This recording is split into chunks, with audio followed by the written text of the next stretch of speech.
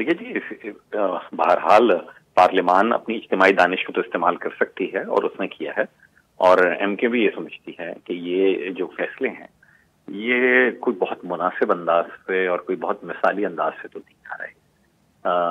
आपके इल्म में है कि आइन को अज़-सर नौ तहरीर करने का इख्तियार, उसमें तरमीम करने का इख्तियार पार्लियामान के अलावा किसी का नहीं है। लेकिन जब हम देखेंगे कि यही बेंच आर्टिकल 63A के मसले के ऊपर अपने तय जो चीज़ आइन में वाज़े तौर पर लिखी है कि वो अरकान असेंबली अपनी नशिस्तों से महरूम हो जाएंगे जो अपनी पार्लिमानी जमात के मर्जी के खिलाफ 3 मौक़े पे वोट दें, लेकिन इसी बेंच ने ये चंद महीने पहले तय किया कि नहीं, वो वोट भी नहीं दे सकते। यानी आइन को असर नौ तहरीर कर दिया।